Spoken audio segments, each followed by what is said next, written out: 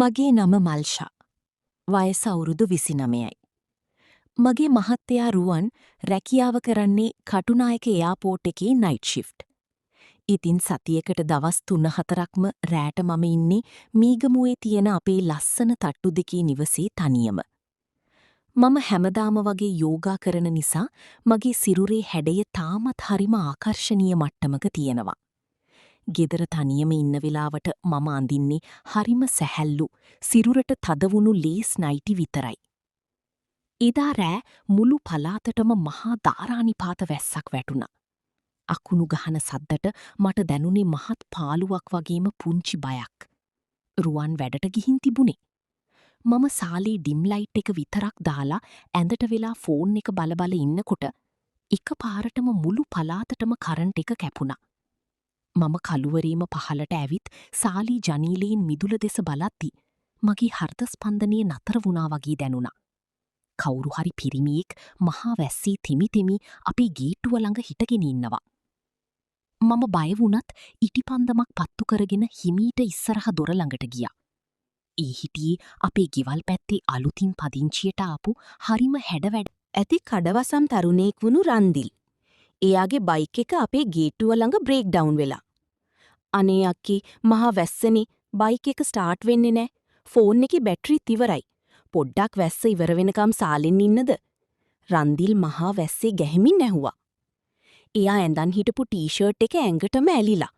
එයාගේ ජිම් ගියේ ශක්තිමත් පපුව සහ උරහිස් මතුවෙලා පෙනුණා. මම හිටියේ තුනී ලේස් නයිටියක් ඇඳගෙන නිසා මට අමුතුම ලැජ්ජාවක් වගේම නොසන්සුන්කමක් දැනුණා. ඒත් මේ මහා වැස්සේ එයාව එළිය තියන්න බැරි නිසා මම දොර ඇරලා එයාව ගෙටගත්තා.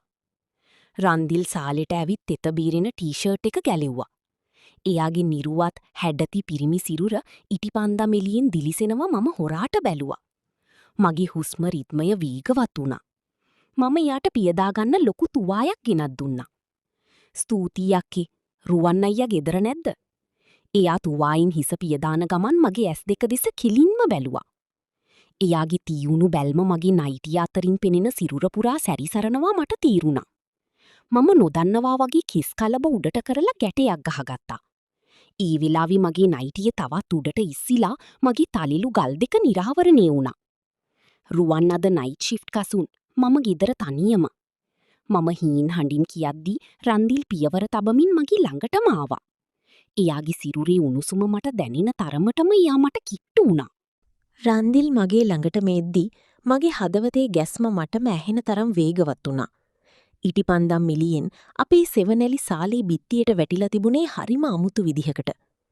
එයා තුවාය පැත්තකින් තියලා මගේ දෑස් දෙස කෙලින්ම බැලුවා. අවුරුදු ගණනාවකින් රුවන්ගෙන් නොලැබුණු ඒ තියුණු පිරිමි බැල්ම මගේ මුළු සිරුරම හිරිවට්ටලා දැම්මා. අක්කේ, ඔයා මෙච්චර ලස්සනයි කියලා මම දැනගෙන හිටියේ නැහැ.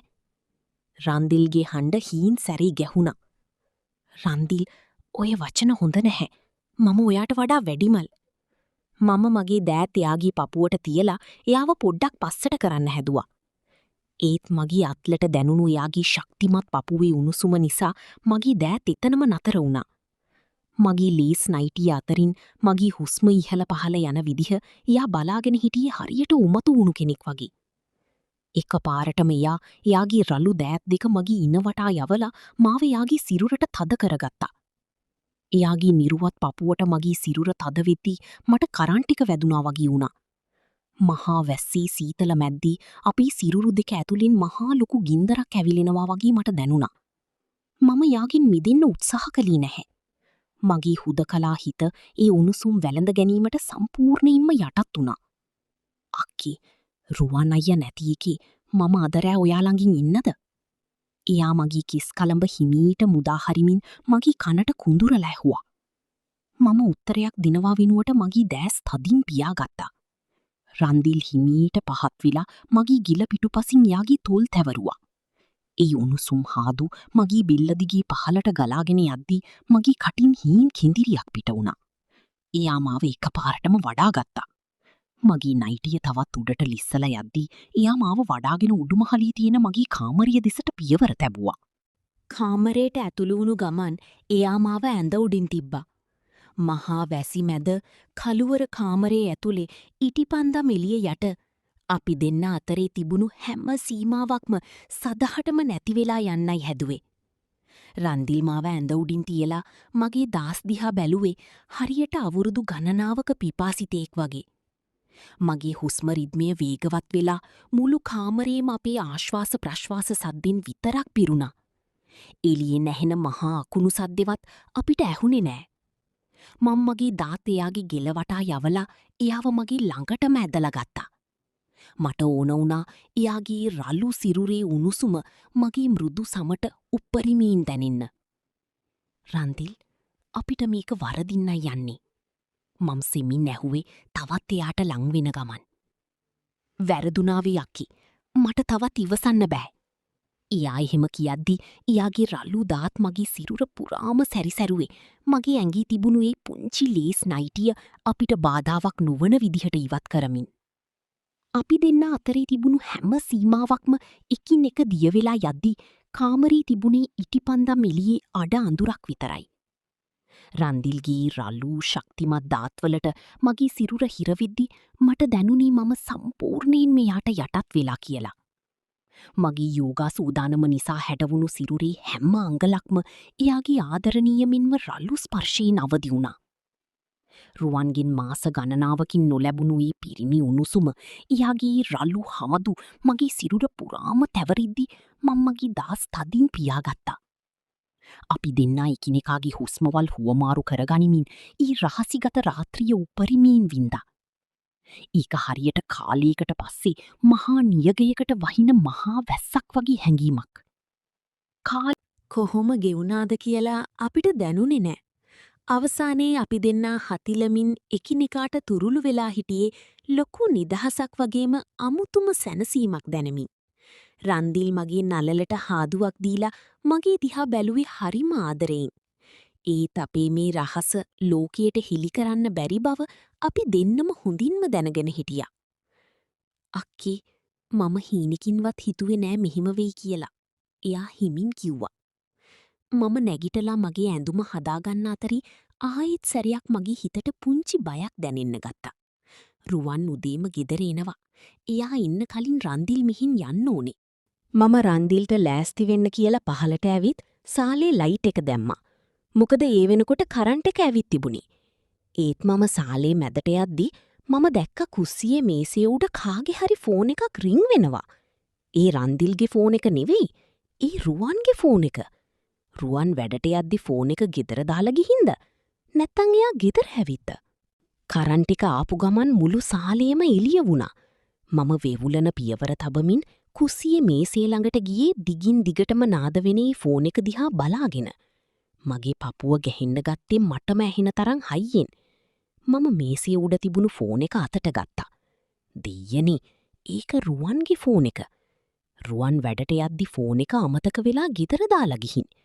ෆෝන් එකේ ස්ක්‍රීන් එක දිහා බලද්දි මගේ මුළු ඇඟම සීතල වෙලා ගියා. ඒකට දිගින් දිගටම කෝල් කරන්නේ රුවන් වැඩ කරන එයාපෝට් එකේ ඔෆිස් එකෙන්. රුවන් ෆෝන් එක දාලා ගියා නම් කමක් නෑ. ඒත් මගේ හිතට ආපු ලොකුම බය වුණේ රුවන් එයාපෝට් එකට නොගිහින් වෙන කොහි හරි ගියාද කියන එකයි. නැත්තං එයා ඊට කලින් ගෙදර ආවද? මම කලබලයෙන් උඩුමහලට දුවලා ගියා.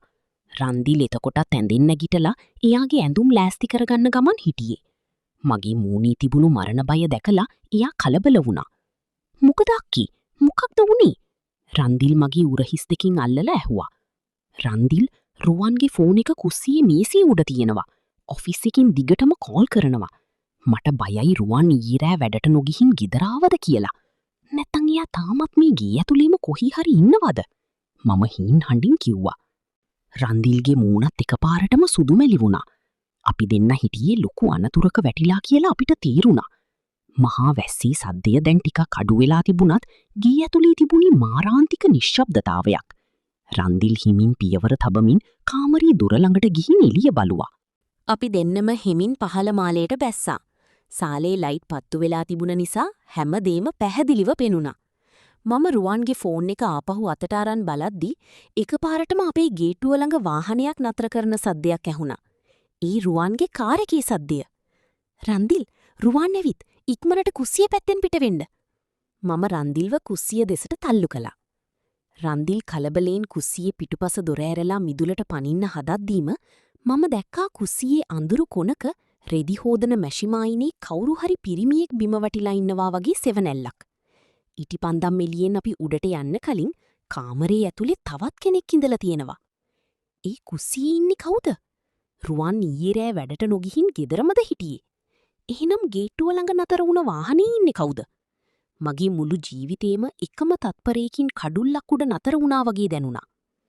කුස්සියේ අඳුරු කොනක වැටිලා ඉන්න සෙවණැල්ල දැකපු ගමන් මගේ කටින් මහා හයියෙන් කෑ ගැස්සෙන්න ආවත් මම බයටම මගේ කට අත් දෙකෙන් තද කරගත්තා. රන්දිල් පිටුපස දොර අරින්න හදපු එක නතර කරලා එකපාරටම ගැස්සිලා පස්සට වුණා. කරන්ට් එක ආපු නිසා කුස්සියේ ලයිට් එක දාන්න මගේ අත ස්විච් එක ළඟට ගියේ නිකම්මයි. ස්විච් එක දාපු ගමන් මුළු කුස්සියම එළිය වුණා. දෙයියනේ බිම වැටිලා හිටියේ රුවන්. එයාගේ උළුවෙන් ලී බීරෙනවා. එයා අඩපණ වෙලා වගේ බිම වැටිලා කිඳිරි ගානවා. රුවන්! මම දුවගෙන ගිහින් එයා ළඟ දන ගහගත්තා. එතකොටයි මට හැමදේම තීරුණේ. රුවන් ඊයේ රෑ වැඩට යන්න ලෑස්ති වෙලා කුස්සියට ඉද්දීම තමයි කරන්ට් එක ගිහින් තියෙන්නේ. කළුවරේම වතුර බොන්න හදද්දී එයා ලිස්සලා වැටිලා ඔළුව කුස්සියේ මීසායිනේ වැදිලා තියෙනවා. එයා සිහිය නැතිව මෙතන වැටිලා ඉඳලා තියෙන්නේ අපි දෙන්න උඩුමහලේ කාමරේ ඇතුලේ රහසිගත සුවයක් විඳිමින් ඉන්න මුළු හෝරාව පුරාමයි. මගේ ඇඟ වේවුලන්න ගත්තා. මම කරපු ද්‍රෝහීකම මගේ ඇස් ඉදිරි පිටම මැවී පෙනුණා. රුවන් මෙතන ලේ පෙරාගෙන වැටිලා ඉද්දි මම වෙනත් පිරිමියෙක් එක්ක මගේ කාමරේ ඇඳ උඩ. මට මං ගැනම මහා පිළිකුලක් වගේම මරණ බයක් දැනුණා. අක්කේ රුවන් අයියාට මොකද වෙලා තියෙන්නේ? අපි ඉක්මනට යාව හොස්පිටල් ගෙනියන්න ඕනේ. රන්දිල් කලබලෙන් රුවන්ව උස්සන්න හැදුවා.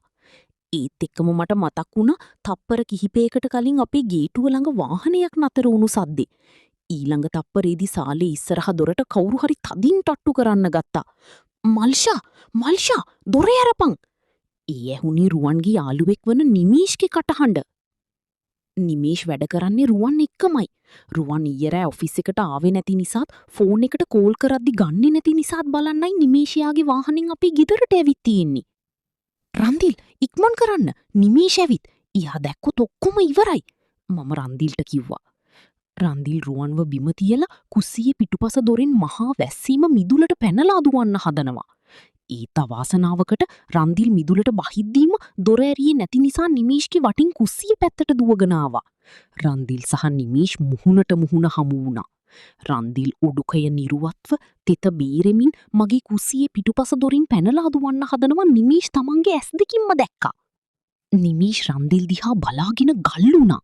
මම කුස්සිය ඇතුලේ ලී පෙරාගත්තු රුවන් ළඟ දන ගහගෙන හිටියේ නයිටිය පිටින්මයි. දැන් නිමේෂ් හැමදේම දැනගත්තා. මගේ ජීවිතේ මම හැදූ හැමදේම එකම තප්පරයකින් විනාශ වෙලා ගියා. නිමේෂ් ඊළඟට මොකද කරන්නේ?